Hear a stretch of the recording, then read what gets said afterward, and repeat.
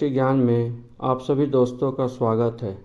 दोस्तों, आज हम महाभारत की एक महत्वपूर्ण स्त्री पात्र सुभद्रा के संबंध में चर्चा करेंगे। सुभद्रा, जो भगवान श्री कृष्ण और बलराम की बहन और अर्जुन की पत्नी और वीर अभिमन्यु की माता थी, महाभारत की एक महत्वपूर्ण स्त्री पात्र थी।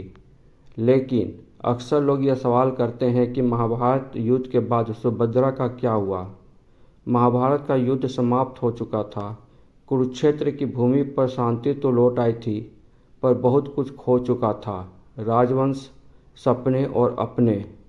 द्वारका के राजमहल में एक कोना था जहाँ सुभद्रा बैठी रहती थी, मौन, शांत और भीतर से टूटी हुई।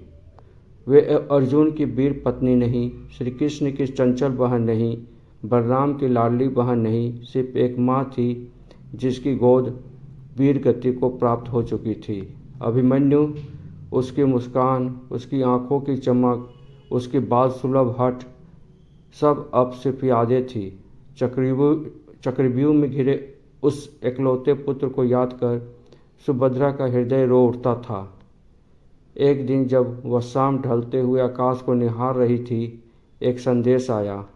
भगवान श्री कृष्ण अब इस दुनिया में नहीं रहे, अब इस पृथ्वी लोक पर नहीं रहे।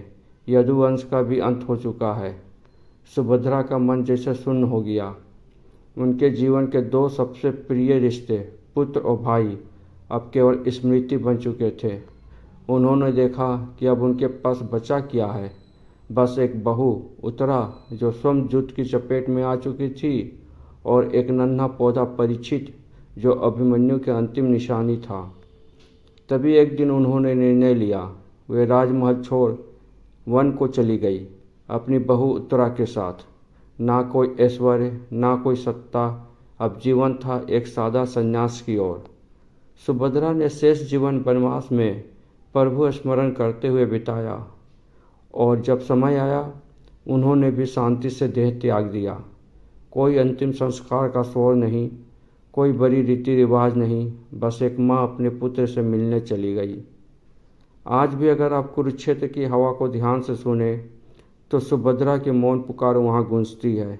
एक माँ, एक बहन और एक पत्नी की अनसुनी वेदना।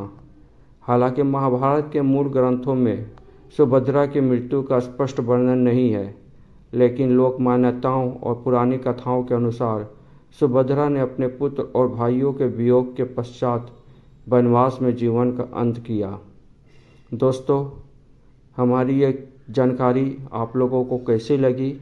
अगर अच्छी लगी हो तो अपने विचार कमेंट बॉक्स में साझा करें, और वीडियो पसंद आए तो वीडियो को लाइक और शेयर करें।